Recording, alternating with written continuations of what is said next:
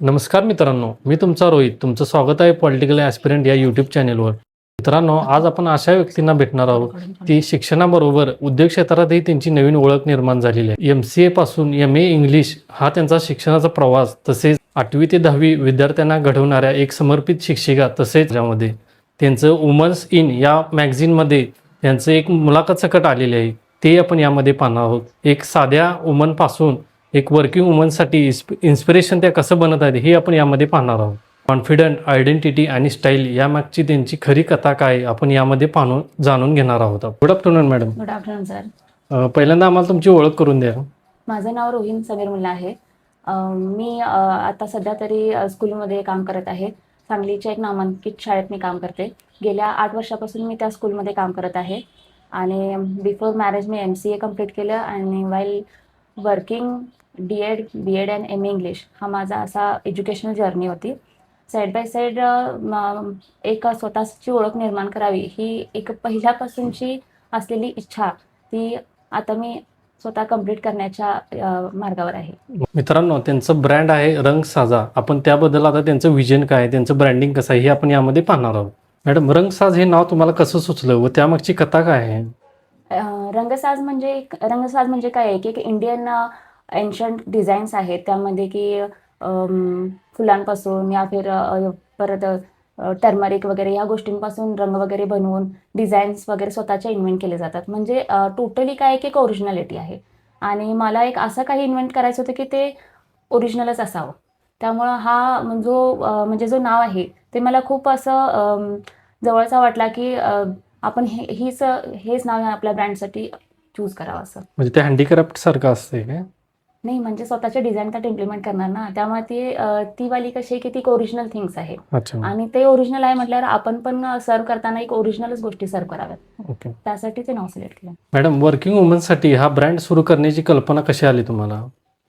Actually काय आहे की आजकाल सगळ्याच मुली काय आहेत की एखाद्या कुठल्या तरी फील्डमध्ये काम करत आहेत. तर वर्किंग वुमन्सला येणाऱ्या त्यांच्या टोटली ड्रेसिंग सेन्समध्ये अटायरमध्ये येणाऱ्या डिफिकल्टीज की त्यासाठी कसं आहे की कम्फर्ट प्लस स्टाईल पण असावं. मग ह्या दोन्हींचा कॉम्बिनेशन काहीतरी आपण इन्व्हेंट करावा. त्यामुळे ही कल्पना मला सुचलेली आहे. म्हणजे कम्फर्ट झोनसाठी तुम्ही वर्किंग वुमनसाठी कम्फर्टेबल पण असावा प्लस ट्रेंडिंग आणि स्टाईल्स पण असावे. ट्रेंडिंग, स्टाईल आणि कम्फर्ट हे त्यामध्ये असावं लागतं. हे सगळ्यांचं कॉम्बिनेशन म्हणजे रंगसाज आहे. मॅडम, तुमच्या डिझाईनमध्ये इलेगन्स आणि प्रॅक्टिकलिटी याचा बॅलन्स कसं ठेवलाय तुम्ही? एलिगन्स अँड प्रॅक्टिकलॅबिलिटी म्हणजे कसं आहे की finding a sweet spot between the style and the comfort. जेव्हा आपण स्टाईल प्लस कम्फर्ट ह्या दोन्हींचा विचार करतो त्या टाईमला फॉर एक्झाम्पल फॅब्रिक चॉईस, तुम्ही कशा टाईपचं फॅब्रिक चॉईस करता और त्याचा डिझाईन अँड पॅटर्न कसा असायला पाहिजे. तर ह्या सगळ्या गोष्टी ज्या आहेत की आपल्याला मनापासून चांगल्या वाटल्या, पण जी गोष्ट आपल्याला मनापासूनच चांगली वाटते ती गोष्टच आपण सर्व करू शकतो. अदर दॅन आपण ती गोष्ट कसं आहे का जस्ट फॉर अर्निंग मनी म्हणून आपण ती गोष्ट करणार नाही कधी. आणि तो पर्सनल मोटो माझा हाच आहे की कम्फर्ट प्लस स्टाईल पण असावा आणि आपण देतानाही चांगलीच गोष्ट द्यावी. म्हणजे ट्रेंडिंगला पण असावं ना, ती ट्रेंडिंग पण असावी आणि स्टाईल पण असावी. यामध्ये तुम्ही बॅलन्स साधून ते तयार केलेलं आहे. मॅडम, रंगसाज हा ब्रँडिंग इतरांच्या पेक्षा वेगळा कसा आहे की तुम्ही ह्यात वेगळं पण काय दाखवू शकता? रंगसाजचा मेनच मोटो हाच आहे की स्टाईल अँड कम्फर्ट प्रोव्हाइड करणे. प्लस त्यामध्ये की आमची प्रत्येक व्हरायटी जी असते ती कॉटन, रेयॉन ह्याशीच रिलेटेड असते. एक्स्ट्रा हेवी वर्क आणि असणाऱ्या ज्या गोष्टी आहेत और ज्या असे काही प्रोडक्ट्स आहेत जे मार्केटमध्ये इझिली अवेलेबल आहेत त्या गोष्टी कसं आहेत की ते वाले प्रोडक्ट्स और डिझाईन्स और काही आर्टिकल्स या फिर डिफरंट टाईप्स ऑफ अटायर्स हे सगळे आपण कसं आहे की डेली वर्किंग अवरमध्ये 8 to 4च्या जॉबमध्ये और 8 to 6च्या जॉबमध्ये आपण डेली यूज नाही करू शकत. ते कधीतरी पार्टीवेअरसाठी युजफुल आहेत, पण आपल्याला डे टू डे साठी जे कम्फर्टचा झोन आहे त्यावर जास्त फोकस करायला पाहिजे. As a being a working woman मी समजू शकते की मॉर्निंग टू इव्हिनिंग आपल्याला किती वर्कलोड असतो, किती प्रेशर असतो, किती काही गोष्टी आपण मॅनेज करू शकत असतो आणि प्लस एन्व्हायरमेंटचा पण त्यामध्ये इम्पॅक्ट असतो. सपोज समर असेल तर त्या रिलेटेड क्लॉथ्स असायला पाहिजे. समरमध्ये आपण काही सिल्क, नायलॉन ह्या टाईपचे अटायर आपण यूजच नाही करू शकत. त्यामुळे की एक ड्रेस असा असावा की ज्याची ओळख आपल्या रंगसाज थ्रूच असावी प्लस स्टाईल अँड कम्फर्ट याचा कॉम्बिनेशन असावा. मॅडम, तुमच्या ह्या ब्रँडिंगमध्ये अल्टिमेट विजन काय आहे तुमचं?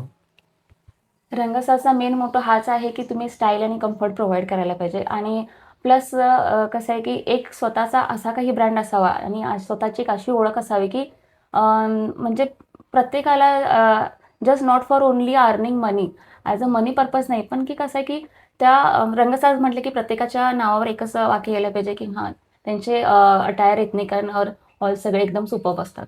तर तोच मोठा आहे की ओनली कसं आहे की कस्टमरची एंगेजमेंट और द फॉलोअर्स आणि ह्या गोष्टींवर इम्पॅक्ट देण्यापेक्षा आपण एक असा प्रोडक्ट इन्व्हेंट करायचा की तो प्रत्येकाला बघितल्यानंतर असा आय कॅची आणि कम्फर्टेबलच वाटायला पाहिजे.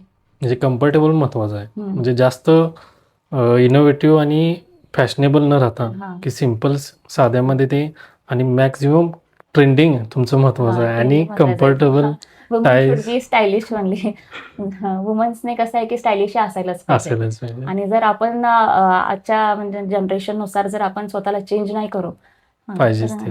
तर मग कसं आहे की आपण आउटडेटेड म्हणून राहू. आणि मेन आपल्या मुलांसाठी जे आताची जेनझी जनरेशन आहे त्यांच्यासाठी आपण एक म्हणजे कसं आहे की त्यांच्या लेवलनुसार लेवलपर्यंत. त्यांना मॅच करून राहायलाच पाहिजे. त्यामुळे हा woman should be stylish only. त्यांनी स्टाईल हे म्हणजे बाय बॉर्न त्यांच्याकडे असतेच ते, असतेच ते. पण प्रत्येकाने तसं राहायलाच पाहिजे. आणि स्वतःच्या ज्या इनर थिंग्स आहेत, स्वतःला जसं वाटतं तसं आपल्याला लाईफ एकदाच मिळतं असंही समजून हे त्यांनी राहायलाच पाहिजे. फ्रीडमचं पण प्रॉब्लेम असतो सगळीकडे. हां, फ्रीडम हे सगळीकडे प्रॉब्लेम आहे.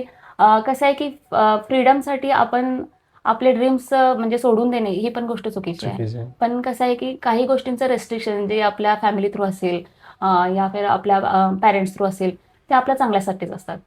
पण ज्या चांगल्या गोष्टी आहेत, जे चांगले रेस्ट्रिक्शन आहेत ते आपल्याला असायलाच पाहिजे. पॅरेंट्सच्या रेस्ट्रिक्शन बाबतीत असं काही नाही. पण थोडं बहुत कसं आहे की सगळं काही तुम्हाला अवेलेबल आहे, सगळं काही प्लॅटफॉर्म आहे, पण तुम्हाला करण्याची इच्छाच नाही आहे. ते पाहिजे. इच्छा महत्वाची आहे, ती पाहिजेच. स्वतःचं डेडिकेशन आणि स्वतःचं म्हणजे कसं आहे की स्वतःसाठी जगण्याची आणि स्वतःवर भरभरून प्रेम करण्याची प्रत्येक लेडीची तयारी पाहिजे. कारण आपले ड्रीम्स हे आपणच कम्प्लीट करू शकतो. अदर दॅन कोणीही आपले ड्रीम्स कम्प्लीट करणार नाही. आणि आपल्याला कसं आहे की आपल्या मुलांच्या समोर एक अशी आयडियल स्टोरी पाहिजे की हां माझ्या मम्माने हे करून दाखवलं, तर मग आपल्या मुलांनी आपल्याकडनं ते घ्यायला पाहिजे. असं नाही म्हणायचं आहे की खूप वर्षांनी आपण आपल्या मुलांना असं म्हणू की माझी पण इच्छा होती असं करायची, पण ते केली नाही आणि आता तुझ्या फ्रेंडची मम्मा करते बघ, मलाही कधी असं वाटायचं. Woman should not B regret. तुमच्या लाईफमध्ये रिग्रेट हा स्पेसच नसायला पाहिजे. तुम्हाला काही पण करून ते करता यायलाच पाहिजे. तुमची इच्छा असेल ना तर इच्छाशक्तीवरती होऊन जाते. N number of ways available राहतात जर तुमची इच्छाशक्ती असेल. आणि जर सगळं काही अवेलेबल असून जर मनापासून इच्छा नसेल तर मग काही कोणी करू शकत नाही. इच्छाशक्ती महत्वाची आहे. इच्छाशक्ती ही महत्वाची आहे. मॅडम, आता तुमच्या प्रोडक्ट बद्दल आम्हाला थोडी माहिती द्या, किंवा एखादं प्रोडक्ट आम्हाला दाखवा की बाबा हे काय आहे, हे कसं तयार केलं जातं, हे सगळं आम्हाला जरा सांगा. ओके. तर इथे आहे तर हे जे आहेत ते आता कॉर्ड सेट्स आहेत. ह्यामध्ये कसं आहे की हा जो ऑफ व्हाईट कलर आहे ह्यामध्ये जो कॉम्बिनेशन आहे तो हँडमेड आणि वर्क एम्ब्रॉयडरीचा आहे. आणि त्यामध्ये म्हणजे हा कम्फर्टेबल प्लस आहे आणि सॉफ्ट पण आहे, म्हणजे जेणेकरून आपल्याला डेली वेअरसाठी हा खूप युजफुल आहे. सो हा वाला जो आहे हा 3 पीस सूट आहे विथ वी नेक, बिकॉज आता ट्रेंडिंगमध्ये जो आहे तो वी नेकचा पॅटर्न्स आहेत. इथे मी काय केलेलं आहे की कॉटन प्लस रेयॉन असा कॉटन ब्लेंडवाला मटेरियल यूज केलेला आहे. आणि प्लस ह्यामध्ये जे डिझाईन्स आणि पॅटर्न्स आहेत ह्याला थोडासाच वर्क आहे, बिकॉज ह्यामध्ये आम्ही मोर फोकस वुमन्सच्या कम्फर्टला देतो. त्यामुळे ट्रेंडिंगवाला पॅटर्न प्लस इथनिक वेअर ह्याचं कॉम्बिनेशन आहे. सो हे आता नवीन आम्ही इन्व्हेंट करणार आहोत. Actually this one is totally म्हणजे dependent upon the summer collection. म्हणजे समर कलेक्शनसाठी आता मोस्टली हीट अब्झॉर्व करणारे जे मटेरियल असतात लाईक कॉटन वगैरे, ह्यामध्ये जे कलर्स पण कसे पाहिजेत की व्हाईटमध्ये कॉम्बिनेशनमध्ये असतील तर ते आपल्या स्किनला पण चांगले असतात. आणि त्यासाठी हे अशा टाईपचं मटेरियल मागवून घेतलेलं आहे. आता आमचं मॅन्युफॅक्चरिंग युनिट ह्याच्यावर काम करेल. माझे जे डिझाईन्स जे मी बनवलेले आहेत त्या डिझाईन्सवरनं एक प्रोडक्ट आता ट्रायलला बनवून घेईन. आणि त्याचं कसं म्हणजे मार्केटिंग अँड ऑल ह्या सगळ्या गोष्टींचा विचार करता एक कम्फर्टेबल आणि असा mostly only for summer collection असा एक आम्ही डिझाईन इन्व्हेंट करण्याचा आता सध्या तरी विचार आहे. मॅडम, आता हे जे तुम्ही प्रोडक्ट दाखवला हे जर एखाद्या व्यक्तीला घ्यायचं असेल तर ते कशा पद्धतीने त्यांना ऑर्डर करता येईल, किंवा त्यांना काय ऑनलाईन प्लॅटफॉर्म काय आहे तुमचे, का तुमचं कुठं आउटलेट वगैरे काय आहे? आउटलेट वगैरे आता सध्या तर नाही, पण हे जे आता जे चालू आहे ते फक्त ऑनलाईन बेसिसवरच चालू आहेत. Because basically I am a teacher. मी स्कूलमध्ये काम करते, त्यामुळे फुल डे मी यासाठी देऊ नाही शकत. फक्त कसं आहे की त्याबरोबर आपले स्वप्न मागे पडायला नको म्हणून आफ्टर स्कूल हा जो बरोबर. प्रवास आहे माझा. तर ॲज अ कस्टमर ते ऑनलाईन थ्रू परचेस करू शकतात. इन्स्टाचा आमचा रंगसाजचा पेज आहे. त्यामध्ये रंगसाजची आमची वेबसाईट आहे rangsaaj.odo.com ची. तिथे आम्ही व्हॉट्सअप नंबर पण प्रोव्हाइड केलेला आहे आणि तुम्ही तिथे ऑनलाईन पण इन्क्वायरी देऊ शकता. म्हणजे त्यावर आम्ही रिप्लाय देऊ. म्हणजे जर अवेलेबल असेल, सपोज एक आर्टिकल कुणाला त्यांची चॉईस असेल, तर त्या साईजमध्ये ते अवेलेबल आहे की नाही आणि त्याची अवेलेबिलिटी चेक करून ते कस्टमरपर्यंत आम्ही पोहोचवतो. म्हणजे फेसबुकवरती, इंस्टाग्राम आणि वेबसाईट ह्या 3 माध्यमातून तुम्ही ते प्रोव्हाइड करता. हो. मॅडम, पहिल्यांदा आम्हाला ते वुमन एनमध्ये तुमचं फीचर्स झालं, त्याबद्दल आम्हाला थोडक्यात माहिती द्या की वुमन एन्स हे काय आहे, हे मॅगझिन कशाबद्दल आहे, हे पहिलं सांगा आम्हाला. वुमन एन हे एक ग्लोबल मॅगझिन आहे. ते इंटरनॅशनल पण पब्लिश होतं आणि त्यामध्ये कसं आहे की मोस्टली लेडीजच्या ज्या म्हणजे जे स्वतःचा प्लॅटफॉर्म तयार करून स्वतःसाठी काही करणाऱ्या अशाच लेडीजच्या स्टोरी तिथे त्या डिस्प्ले करतात. तर ॲक्च्युली त्यांचा काय होता की एक सर्व्हे चालू होता आणि त्यांचा एक फॉर्म होता आणि सडनली मी माझ्या प्लॅटफॉर्मसाठी मी काय करतो की पोस्ट अपलोड करत होते आणि मला तो फॉर्म दिसला. मग दिसल्यानंतर मी माझी स्टोरी तिथे शेअर केली अँड आफ्टर शेअरिंग दॅट मी सगळं प्रोफाईल वगैरे सगळं शेअर केलं आणि नंतर एकदा म्हणजे स्कूलमध्ये असताना की घरी आल्यानंतर बघितलं की मला एक 5-6 मिस कॉल होते एका नंबरवरून. मग कॉल बॅक केल्यानंतर मग मला कळालं की ते वुमन इन मॅगझिन थ्रू मला कॉल होता की आणि त्यांचा रेकमेंडेशन होता की तुमचा प्रोफाईल आम्हाला खूप आवडलेला आहे आणि आम्ही ते आमच्या इनर स्टोरीचे जे पेजेस आहेत, कव्हर पेजमध्ये जे असणार आहे त्यांच्या आफ्टर जे इनर स्टोरी आहेत त्यामध्ये आम्ही ते डिस्प्ले करणार आहोत. त्याचे एडिटर कविश भारद्वाज आहेत आणि ती त्यांची जी कंपनी आहे ती फेम मीडिया लेबल आहे. तर म्हणजे ते वुमन सेंट्रिक आहे ते हां, ते सगळं मॅगझिन. टोटली वुमन सेंट्रिक आहे. तुम्ही त्या वेबसाईटवर त्यांची चेक केला और त्यांचं मॅगझिन जर बघितलं तर त्यामध्ये प्रत्येक लेडीजने काही वेगवेगळ्या म्हणजे असेल, काहींनी बेकरी प्रोडक्ट्स असतील, काहींनी स्वतःचे बुक्स लिहिलेले आहेत. अशा प्रत्येक लेडीजचे इनोव्हेटिव्ह जे आयडियाज आहेत, जे त्यांना स्वतःला वाटत होते की आपण हे करायला पाहिजे, त्या सगळ्यांच्या सक्सेसफुल स्टोरीज त्या मॅगझिनमध्ये आहेत. म्हणजे ग्लोबली पण आहे ते. हो. तुम्ही ऑनलाईन प्लॅटफॉर्मवर सुद्धा बघू शकता. ते डिजिटलीच आहे. डिजिटली पण बघू शकता आणि तुम्ही बाय पण करू शकता. मॅडम, वुमन एन सारख्या वुमन सेंट्रिक मॅगझिनमध्ये तुमची फीचर झालात, त्यावेळेला तुमचे त्यावेळेचे क्षण काय होते की तुमच्यामध्ये त्यावेळेला भावना काय होत्या? हे तर म्हणजे प्रत्येकाच्या म्हणजे जीवनातलं एक मेमोरेबल मोमेंट सारखाच आहे.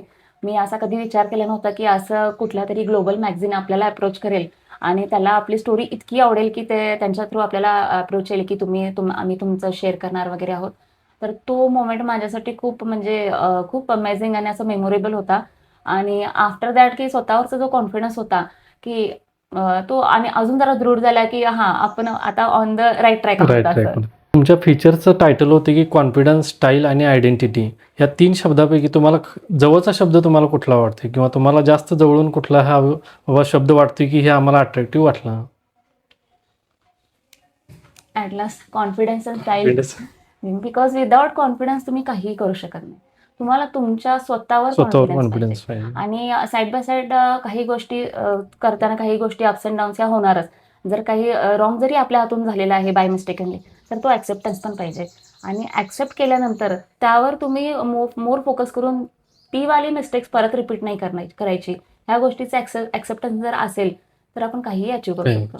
So confidence plays a important role आणि स्टायलिश तर वुमन्सनी असायलाच पाहिजे.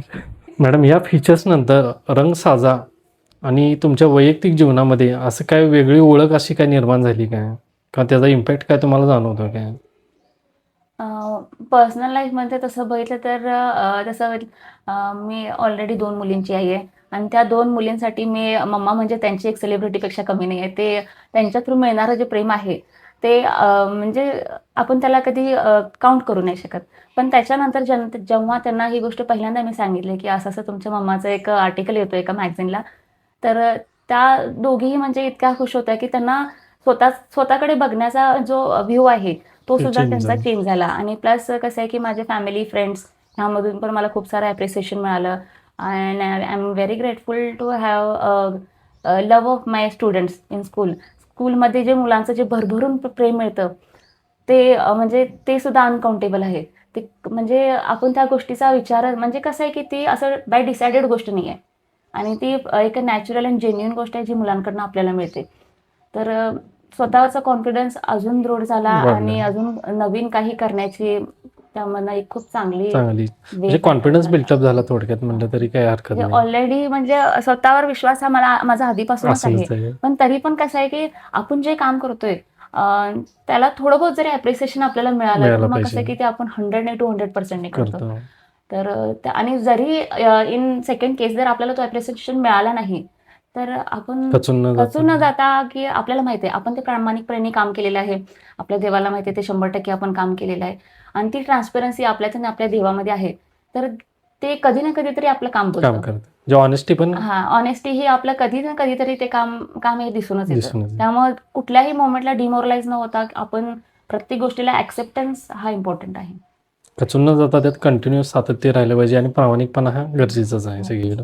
मॅडम, वुमन एन मध्ये जर तुमचं जे फीचर्स आले ते जर वर्किंग वुमन जर वाचत असेल तर तुम्ही त्याला काय संदेश देऊ शकाल?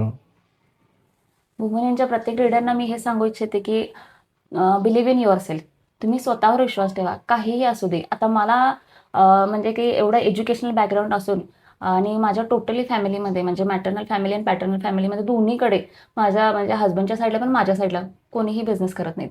प्रत्येक हे पहिल्यांदाच बिझनेसमध्ये माझ्या कारण हे स्वतःच्या आयडेंटिटीवर काम करणं हे मला आधीपासून होतं. म्हणजे की एक ड्रीम आहे, जे ड्रीम तुम्हाला झोपू नाही देत आहे, कंटिन्यू तुम्हाला पिन पॉईंट करते की get up and do something. असं ते नेहमीच व्हायचं मला. मग असं नेहमी वाटायचं की अरे आपल्या बॅकग्राऊंडला असं कोणी काही करत नाही आहे, हे आपल्याला कसं काय. मिडल क्लास माइंडसेट असतो. मिडल क्लास लोकांचा माइंडसेट असतो की because we are belonging from the middle class family. तर नंतर जेव्हा ट्राय केल्यानंतर खूप साऱ्या अपॉर्च्युनिटीज आल्या. वुमन नंतर जे क्राउन्स म्हणून एक इंदोर बेस्ड मॅगझिन आहे, त्यांच्या थ्रू पण अपॉर्च्युनिटी आली की आम्ही तुम्हाला हे रेकमेंडेशन वगैरे देतो वगैरे असं. ह्याच्या नंतर मग कसं आहे की मी प्रत्येक लेडीजना हे सांगू इच्छिते की तुम्ही स्वतःवर विश्वास ठेवा. तुम्हाला जे काही करू वाटते ते करा. कारण आपल्या लाईफमध्ये रिग्रेट हा शब्दच नसायला पाहिजे. आणि रिग्रेट हा जर आपण करत बसलो तर आपण कधी फॉरवर्ड नाही. त्यामुळे जर आपल्याला फॉरवर्ड जायचं असेल, पुढे काहीतरी अचीव्ह करायचं असेल, स्वतःचं नाव आणि आयडेंटिटी. लहानपणापासून आपण बाबांचं नाव घेतलं, लग्नाच्या नंतर नवऱ्याचं नाव घेतलं, पण ह्यामध्ये आपलं नाव कुठे आहे?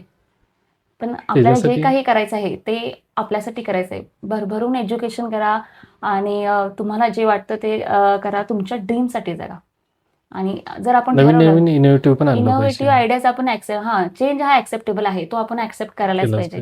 जर काही गोष्टी आपल्यामध्ये लॅकिंग आहेत तर एन्व्हायरमेंट नुसार आपण अपडेटेड राहायलाच पाहिजे. माझ्या टाइमला हे नव्हतं. मी त्या मिलेनियम जनरेशनची आहे आणि मी जर माझ्या मुलांची जेनझी आहे त्यांना असं म्हणू की मी हे सांगत न बसायला पाहिजे. हे करण्यापेक्षा आपण कसं आहे की स्वतःवर विश्वास ठेवून स्वतःला जो वाटतो तो पॉईंट आपण मनापासून ते करायलाच पाहिजे. ते आपण जे काम पॅशनेटली मनापासून करतो, जे आवडीचं काम असतं ते आपण 100-200% करतो. त्यामुळे प्रत्येक कामामध्ये ही आपली आवड असायला पाहिजे आणि जे काही करू ते मनाने आणि 100% करायला पाहिजे. तुमचं असंच सांगणं आहे की फक्त मनानं करा आणि जे फॅशन पाहिजे ते तुम्ही फॉलो करायलाच पाहिजे. ट्रेंडिंग पण तुम्ही असायला पाहिजे आणि कसं आहे की कल्चरला पण सोडायला नाही पाहिजे.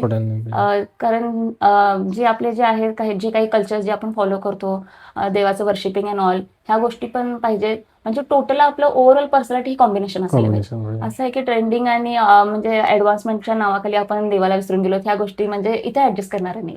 कल्चरला पण जपलं पाहिजे आपण. आता आपण एज्युकेशन टू एम्पॉवरमेंट ही जर्नी आपण यामध्ये पाहणार आहोत. मॅडम, MCA पासून MA इंग्लिश पर्यंत तुमचा शैक्षणिक प्रवास, यामुळे तुमच्या व्यक्तिमत्वामध्ये कसे काय बदल घडून आले? MCA पर्यंतचा म्हणजे जे एज्युकेशन होतं ते खूप स्ट्रगलने कम्प्लीट केलं. त्यामध्ये वडिलांचा खूप विश्वास होता. तर त्यामध्ये कसं आहे की वडिलांचा खूप सपोर्ट होता आणि MCA कम्प्लीट केलं.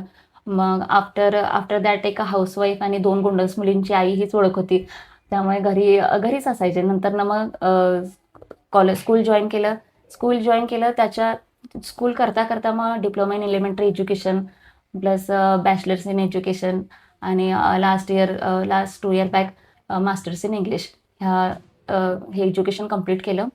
आणि ते कम्प्लीट करताना कसं आहे की वर्क बॅलन्स ह्या गोष्टी म्हणजे होत होत्या. पण कसं आहे की तेव्हा एक गोष्ट रिअलाइज झाली की being a mother of 2 kids आणि वेल डुईंग जॉब आणि एज्युकेशन पण आपण कम्प्लीट करू शकतो. म्हणजे it's not an easy task की आपण म्हणजे आपल्याला वाटतं की नाही हे होऊ शकणार नाही. म्हणजे जे निगेटिव्ह माइंडेड लोक असतात की नाही हे जमणारं नाही आहे वगैरे. पण ती जी गोष्ट आपण ॲडव्हर्सली जर बघू तर की हे रिअलाईज झालं की हे सगळं काही करू शकतो आपण. करू शकते. आणि मी त्या प्रत्येक लेडीजना सल्यूट करते की जे जॉब, फॅमिली आणि त्यांचा कल्चर प्लस त्यांचे जी मुलं वगैरे प्रोफेशनल आणि एज्युकेशन अँड पर्सनल लाईफ हे सगळं बॅलन्स करून एज्युकेशनला पण फोकस देतात. मी त्या सगळ्या लेडीजना सल्यूट करते. मॅडम, लग्नानंतर शिक्षण पूर्ण करण्यासाठी तुम्हाला सगळ्यात मोठे आव्हान काय काय आले? It's not an easy task की आफ्टर मॅरेज तुम्ही काही एज्युकेशन कंप्लीट करता. ती काही सोपी गोष्ट नाही आहे. बट कसं आहे की ती इम्पॉसिबल पण नाही आहे. थोड्या बहुत गोष्टी अशा असतात की balancing personal life plus professional life. तुम्ही जॉब पण करता, तुम्ही तुमची मुलं पण सांभाळता, प्लस त्यांचं पण स्टडी असतो, पण प्लस घरातली पण आपल्याला खूप सारी कामं असतात. हे सगळं करताना मग स्टडी टाईम कधी मॅनेज करायचा? मग स्टडी टाईम हा जो होता तो माझा मॉर्निंगचा 4 o'clockचा होता. मग कधी कधी आफ्टर सगळं आपलं काम वगैरे आवरल्यानंतर रात्रीचे 1 o'clock to 4 o'clock असा होता. आणि नाही तर मुलं स्कूलला गेल्यानंतर before exam, before that day only कसं होतं की मिळेल तो तेवढा अभ्यास. म्हणजे टाइम मॅनेज करणं हे सगळ्यात जास्त अवघड. सगळ्या गोष्टी तुम्ही मॅनेज करूनच करू शकता. टाइम मॅनेज तर करावंच वर्कलोड लागतं. आहे आणि वर्क प्रेशर आहे म्हणून जर आपण ते एक्सक्यूज देत बसू तर ते way होणारच फाइंड नाही. आउट होत. हा हे माझं काम आहे, हे मला दिलेलं काम आहे, हे मी करायलाच पाहिजे, और हे मला कम्प्लीट करायचंच आहे. तर त्यासाठी मॅनेज हे आपण स्वतः करायला टाइम पाहिजे. मॅनेज करायलाच नाही. आणि ते केल्यानंतरच गोष्टी कम्प्लीट होतं. मॅडम, शिक्षणामुळे तुम्हाला आत्मविश्वास दिला की दिशा मिळाली? दोन्ही. आणि एज्युकेशनमुळे कसं झालं की कॉन्फिडन्स आणि डायरेक्शन ह्या दोन्ही गोष्टी मिळाल्या. कारण कॉन्फिडन्स हा आपल्यामध्ये असतो, पण जो अगर आपण ज्या फील्डमध्ये काम करतो त्या गोष्टींमध्ये आपल्याला आणि काही पुढं काही नॉलेज एक्वायर करायचं असेल तर आपण अपडेटेड राहणं गरजेचं आहे. त्यासाठी ह्या दोन्ही गोष्टींना मला खूप मोटिवेट केलं आणि एक डायरेक्शन मिळवून दिलं. दोन्ही पण गोष्टींमध्ये तुम्ही शिक्षणामुळे त्याचा फायदा झाला तुम्हाला. मॅडम, आजच्या मुलींना हायर एज्युकेशन घेण्यासाठी तुम्ही काय सांगू इच्छिता? मी आजच्या प्रत्येक मुलीला हे सांगू इच्छिते की तुम्ही भरभरून शिका. तुम्हाला ज्यात इंटरेस्ट आहे त्या सगळ्या गोष्टींना तुम्हाला ज्या गोष्टी काही अचीव करायच्या आहेत त्या तुम्ही ऑलरेडी कुठेतरी डिफाईन केलेल्या असतील या कुठे लिहून ठेवल्या असतील तर त्या प्रत्येक गोष्टी कंप्लीट करण्याकडे स्वतःला फोकस करा. त्यासाठी जे काही रिक्वायर्ड आहे ती गोष्ट स्टार्ट करण्यासाठी मनापासून तयारी दाखवा. And there should not be room for any regret. तुमच्या आयुष्यामध्ये रिग्रेटला स्पेसच नसायला पाहिजे की मला हे करायचं होतं, मी हे करू शकले असते. असतेला वर्डच नसायला पाहिजे. मी हे केलेलं आहे, मी हे चालू केलेलं आहे. आणि जेव्हा तुम्ही असं स्वतःला म्हणजे मोल्ड कराल त्या टाइमला तुम्ही स्वतःला बघण्याचा स्वतःकडचा दृष्टिकोन पण बदलून जातो.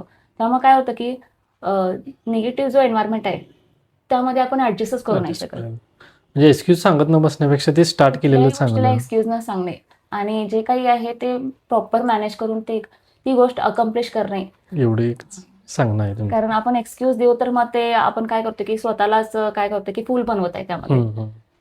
तर स्वतःसाठी जगायचं असेल, स्वतःची ड्रीम कम्प्लीट करायची असतील तर मग स्वतःच्या आयडेंटिटीवर वर्क करायला पाहिजे. आता आपण एंटरप्रेन्योरशिप डिसिजन मुवमेंट काय आहे आपण यामध्ये पाहणार आहोत. मॅडम, तुम्ही एंटरप्रेन्योरशिपकडे जाण्याचा निर्णय कसे घेतला किंवा तुम्हाला प्रेरणा कुठे मिळाली? तुम्ही शिक्षण क्षेत्रात असताना त्या बाजूला कसं तुम्हाला जाऊ वाटलं? बिईंग अ टीचर आपल्याला सवय असते की काहीतरी रीड आउट करायची, कुणाचे जरी आर्टिकल्स, ब्लॉग्स वगैरे हे वाचायचे.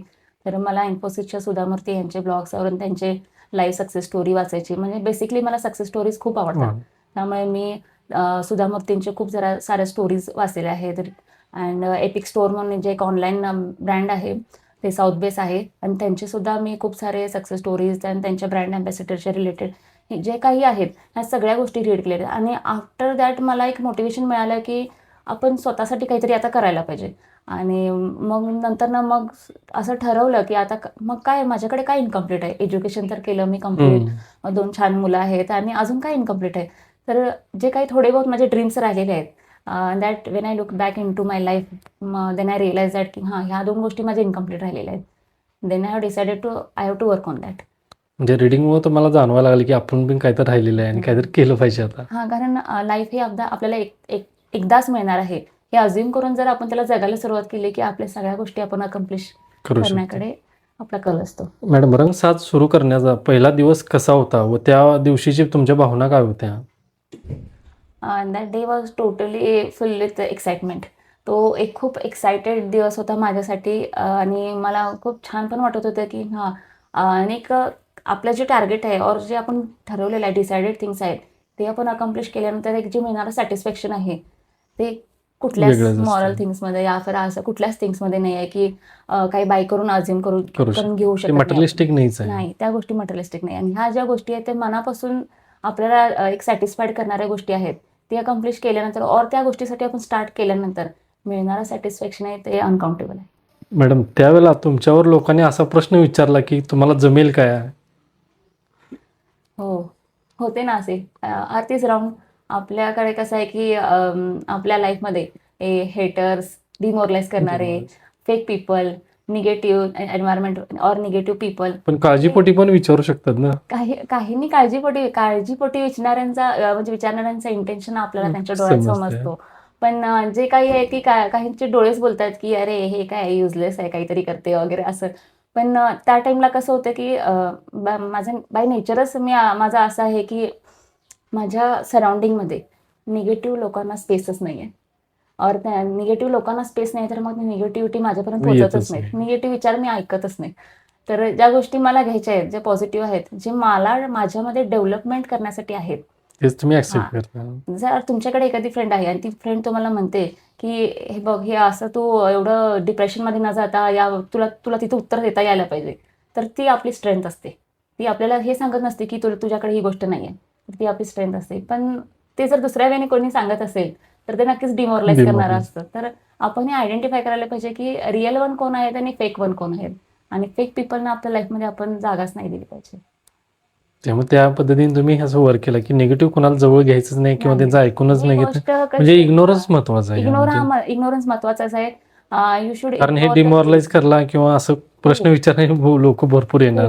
आणि त्या टाइमला आपल्याला अवॉइड करता आल्या पाहिजेत. कारण आपल्यासाठी कसं आहे की आपलं मेंटल पीस इम्पॉर्टंट आहे. Mental peace. त्यामुळं जेव्हा लागेल त्या टाइमला इग्नोर. आणि मी खूप चांगल्या पद्धतीने इग्नोर करू रिस्पॉन्स शकते. करताय. तसा निगेटिव्ह इम्पॅक्ट स्वतःवर कधी होऊनच देत नाही. तुमचं एक ते चांगुलपणाच आहे की बाबा निगेटिव्ह घ्यायचंच नाही आणि ते आपलं म्हणजे ह्यामध्ये पण माझ्या आईचाच म्हणजे वाटा सांगावा लागेल. कारण लहानपणापासून तिचा एक मोटिव्ह असा होता की राग हा चेहऱ्यावर दिसला नाही पाहिजे. और आपण कसं आहे की ठीक आहे तुला तिथं नाही सूट होते ना, you should remove your presence from there. तुम्ही तुमचं अस्तित्व तिथं रिमूव्ह करा. जिथं तुम्ही असं तुम्हाला फील होतंय की तुम्हाला चांगलं ट्रीट केलं जात नाहीये, तर तुम्ही तिथून स्वतःला रिमूव्ह करा. मॅडम सुरुवातीच्या काळात कठीण टप्पा तुमचा कोणता होता? आता मिडल क्लास लोकांचा एकच प्रॉब्लेम असतो, तो म्हणजे फायनान्स. आणि असं काही नाही आहे की सगळ्याकडे काहीकडे भरपूर काही आहे पण त्यांच्याकडे करण्याची पण ॲबिलिटी और इच्छा पण नाही आहे. पण फायनान्स हा कसा आहे की खूप एकदम पण त्यामध्ये इन्व्हेस्ट नाही केला. जसा लागेल तसा इन्व्हेस्ट करत आणि थोड्या स्टेपनी पण ग्रो करत, असा तो एक वे जो होता तो अकम्प्लिश करण्याकडे मोठा कल होता माझा. फायनान्स तुम्ही मॅनेज केला प्रॉपर आणि ते जास्त कठीण वाटत होतं सुरुवातीला. वाटत होती की हे म्हणजे कसं आहे की मोस्टली लोकांचा माइंडसेट असा असतो की एक तुम्हाला बिझनेस स्टार्ट करायचा आहे तर तुमच्याकडे फायनान्स पाहिजे, काही जरूरत नाही त्याची. तुमच्याकडे थोडं करून चालू करू शकतो आपण. प्रॉपर टेक्निकल नॉलेज, आयडियाज आणि ॲटलास्ट कॉन्फिडन्स हा असायलाच पाहिजे. मॅडम स्वतःचा ब्रँड चालू करण्याच्या वेळेला तुम्हाला भीती जास्त वाटत होती की उत्साह जास्त होता त्यावेळेला? भीती तर बिलकुलच नाही, उत्साहच होता. कारण जे ड्रीम आपल्याला वाटतं की कम्प्लीट करायचं आहे ते ड्रीम ओपन आईजनी आपलं नाव आणि आपलं ब्रँड आणि आपण एक चांगल्या पोझिशनला आहोत हे स्वतःच्या ओपन आईजने स्वतःला पाहणे ह्याच्यासारखं काही सॅटिस्फॅक्शन नाही. तर भीती तर बिलकुलच नव्हती, पण अशी एक एक्साइटमेंट होती की मी आता आफ्टर 35 or 36 पण मी त्यावर करत आहे. आणि ते एक सॅटिस्फॅक्शन होतं की there should not be any kind of age to start a new thing. कुठलीही गोष्ट चालू करण्यासाठी और there should not be any age to learn a new things. नवीन गोष्ट शिकण्यासाठी किंवा काही स्वतःला इम्प्रूव्ह करण्यासाठी, चेंजसाठी कुठलं एज नाही. एज फॅक्टर मॅटरच करत नाही. लाईफ टाईम तुम्ही शिकू शकता, लाईफ टाईम तुम्ही स्वतःला अपग्रेड करू शकता. कोणी पण आता जरी चालू करायचं म्हटलं तरी करू शकते. म्हणजे ते एज फॅक्टरचा काय विषयच नाही आहे. आता आपण बॉलिवूडमध्ये बघितलं तर बोमन इराणीने काय केलं, ते म्हणणारच होतं आता. 40s नंतर पण त्यांनी करिअर चालू केलं आणि त्यांची एक वेगळी ओळख आहे. त्यांनी खूप चांगले हिट्स फिल्म्स पण दिले. मग एज मॅटर करतच नाही, तुमचं डेडिकेशन आणि तुमचं पॅशन पाहिजे. मॅडम ड्रेसिंगमुळे महिलांचा आत्मविश्वास वाढतोय का? हो, नक्कीच. मी आता MTS इंग्लिश स्कूलमध्ये काम करते ॲज अ असिस्टंट टीचर. तिथे माझ्या प्रिन्सिपल आहेत सो इंदिरा पाटील मॅडम. त्यांचं एक वाक्य आहे जे मला नेहमीच मोटिव्हेशन देतं. That is your appearance should play a important role. तुमचं अपीअरन्सच जे आहे, जी तुमची पर्सनॅलिटी Develop. डेव्हलप करतं. आणि that sentence I really felt that. जर तुम्हाला आणि त्यांचा अजून एक असं आहे, की तुम्ही ॲक्चुअलमध्ये जर तुम्ही लो जरी फील करत असाल, तुम्ही डिप्रेशनमध्ये असाल, तुमचं मूड ठीक नसेल, काही कारणाने तुम्ही घरातून रडून जरी स्कूलला गेला असाल, तरी पण यू शुड लुक परफेक्ट. बरं. तुम्ही परफेक्टच दिसायला पाहिजे. आणि that plays very important role, की जेव्हा तुम्ही हे सगळं करून स्कूलमध्ये जाता, तुम्ही सगळं विसरूनच जाता त्या विसरून गोष्टी.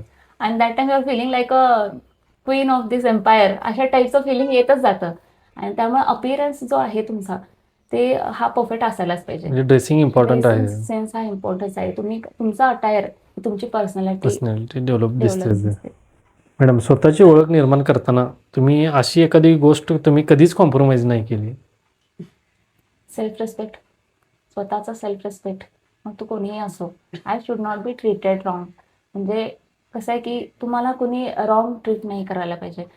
व्हॉट एव्हर इट मे बी. जर तुमच्या काही मिस्टेक्स असतील तर मग त्या ॲक्सेप्ट करून त्यावर इम्प्रूव्ह करणे, वर्क करणे, ह्या गोष्टी ॲक्सेप्टेबल आहेत. पण by intention you should not be treated wrong. आणि जर तुम्हाला असं काही रॉंग ट्रीट केलं जात असेल, मिसट्रीट केलं जात असेल by your fake friends, by fake relatives, तर you should remove your presence. तुम्हाला तुमचा प्रेझेन्स इथनं रिमूव्ह करता यायला पाहिजे. Avoid the things and focus on your self. Self respect कधीच कॉम्प्रोमाइज नाही. नाही, त्या कधीच नाही. हां, कसं आहे, की तुम्ही जगासमोर म्हणता, की हां, हिरोईन माझी फ्रेंड आहे, नावालाच आहे. पण at the same time back pitching पण करता. पण ज्यावेळी ह्या गोष्टी माझ्या रिअलाईज आल्या, की लक्षात आल्या, त्या टाईम म्हणजे त्या व्यक्तींवर आपण कसं आहे, की आर्ग्यू करण्यात काहीच पॉईंट नसतो.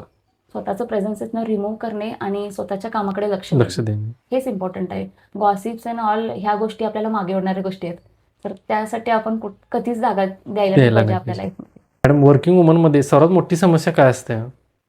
वर्किंग वुमनचा एकच प्रॉब्लेम असतो, की managing personal and professional life. कधी कधी असं पण वाटतं, की वर्क प्रेशर जो आहे आपला, आपण थोडे थकून वगैरे जातो. तर त्या टाईमला असं पण फिलिंग येत असते, की आपण आपल्या मुलांना वेळ नाही देऊ शकत. जर मी वेळ देऊ शकले असते तर ह्या एक्झामला माझ्या मुलीला खूप चांगले मार्क्स मिळाले असते. तर ते वाला जे आहे ते थोडंसं मॅनेज करताना थोडं वाटतं, की ॲज अ मदर आपण थोडे सॉफ्ट करणं असतंच आपल्या मुलांच्या बाबतीत. तर ती गोष्ट आपल्याला मॅनेज करणे थोडीशी डिफिकल्ट जातेच ॲज अ प्रत्येक वर्किंग वुमनला जाते.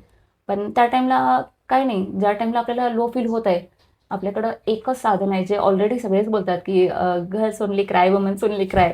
तर जेव्हा आपल्याला म्हणजे वाटते, की आपण लो फील करतोय, घरी यायचंय, टेक अ डीप ब्रीथ आणि जोरजोराने रडून मन मोकळं करून टाकायचं. मग त्या टाईमला मग स्वतःला टॅप टू आवर म्हणायचंय आणि म्हणायचं, की नाही, तू चांगलं मॅनेज करू शकतेस, अजून चांगल्या पद्धतीने मॅनेज करू शकतेस. तर मग कसं आहे, की जी आयडेंटिटी आहे, की हां, girls only cry, women's only cry, we should cry, but to whom? कुणासाठी? आपल्या फॅमिलीसाठी, आपल्या पॅरेंट्ससाठी, आपल्या मुलांसाठी. अदर दॅन दुसऱ्यांसाठी डोळ्यात पाणीच नाही यायला पाहिजे. तर थोडं मॅनेज करणे प्रोफेशनल आणि पर्सनल लाईफ हे थोडं कधी-कधी डिफिकल्ट जातं.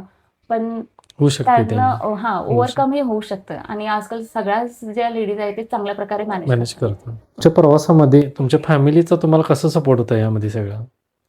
फॅमिलीचा सपोर्ट म्हणजे माझे हसबंड, माझी मुलं आणि माझी आई. आई ही सगळ्यांना मोटिवेट करत असते. आणि म्हणजे एखादी गोष्ट आहे, की माझ्याकडे नवीन आयडिया आली. माझ्याकडे खूप खूप साऱ्या आयडियाज येतात. पता नाही म्हणजे माहीत नाही कसं काय पण येतात. आणि जर ती सांगितली गोष्ट, की हां, मम्मी अशा टाईपचा आयडिया आहे, मला हे असं करायचं आहे. दुसऱ्या सेकंडला मध्ये चल आपण जाऊयात, आपण बघूयात, आपण करूयात, मी येते. म्हणजे हे जे आहे नाही मला तिथेच असं पिंच असा पॉईंट मिळतो, की अरे हां, मम्मी म्हणते म्हटल्यावर आपण करायला पाहिजे. आणि दुसरं म्हणजे माझी बहीण. ती वयाने जरी लहान असली तरी तिचा मला इतका सपोर्ट आहे ना, की literally I am blessed to have her. एक माझा पॉझिटिव्ह, एक माझा मोटिवेशन, एक इन्स्पिरेशन आणि माझा रिअल जेम जो आहे ती माझी बहीण आहे. आणि ॲक्च्युली असं आहे, की माझ्या सगळ्याच गोष्टी म्हणजे हार्डली मला तिच्याशी कधी कधी बोलायलाही मिळत नाही. पण नुसता म्हणजे कसं आहे, एक शॉर्टमध्ये जरी मी थोडं काही सांगितलं असेल, तिचं एकच वाक्य जे मला नेहमी मोटिवेट करतं, ती जी आहे वयाने लहान असून पण ती मला एकच वाक्य नेहमी बोलते, if there is no one then if there is no one to listen then God will always there. जर कोणी तुझं ऐकायला जर नसेल पण तर देव तिथं देव हा असतो. नक्कीच ऐकत असतो. आणि जेव्हा माझं हे मॅगझिनमध्ये जेव्हा असं इन्व्हॉल्व झालं होतं आणि त्या टाइमला मी तिला ते फर्स्ट कॉपी जी होती ती माझ्या बहिणीला शेअर केली होती मी, की असं असं झालंय. तर तेव्हा पण तिचं हेच वाक्य होतं मला, की बघ तू असं म्हणतेस ना की सपोर्ट अँड ऑल, ज्याचं कोणी नसतं ना त्याचं देव असतो. आणि हे सगळं देवाच्या तुझा जे ट्रस्ट आहे ते त्यामुळेच कम्प्लीट होतं. त्याच्यानंतर आम्ही तुम्हाला कुठे पाहू? 5 वर्षानंतर एक हायेस्ट एज्युकेशनल क्वालिफिकेशन माझ्याकडे असेल. तो मला एनी हाऊ तो अचीव्ह करायचाच आहे. आणि दुसरं म्हणजे रंगसाज एक टॉपचा ब्रँड असेल. आणि मी माझ्यासारख्या ज्या म्हणजे काम करू इच्छिणाऱ्या ज्या लेडीज आहेत, मे बी माझी काय असं एक मॅनिफेस्टेशन और स्वतःचा एक असा विश्वास आहे की रंगसाजच्या अंडर 250 to 300 जे लेडीज काम करतील.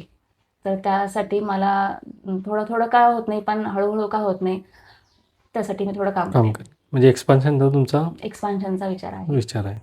मॅडम, वर्किंग वुमनसाठी तुम्ही पॉवरफुल मेसेज काय देऊ इच्छिता आमच्या चॅनल मार्फत? मी वर्किंग वुमन्सला हे सांगू इच्छिते की never give up. Whatever it may be situation, काहीही असू दे, never give up. There may be haters, there may be trollers, और there may be people who are demoralizing you. You should avoid them. ती त्यांची म्हणजे कसं आहे की if you listen someone are back pitching to you, then that time you realize that की they deserve to be there. त्यांची places तिथे आहे त्यामुळे ते बोलत आहेत. आणि त्यांच्या बोलण्याने आपल्या म्हणजे आपल्या लुक्सवर और आपल्या अटायरवर, आपल्या प्रोफेशनवर, आपल्या इन्कमवर काही इम्पॅक्ट करत नाहीये. तर ह्या गोष्टींना आपण त्यांना ते रूम द्यायलाच नाही पाहिजे. आणि वॉट एव्हर इट मे बी त्यांना इग्नोर करायला पाहिजे. Mostly stay focus, stay calm, आणि आपलं काम हे करतच राहायला पाहिजे. So whatever are the negativities, we should avoid them.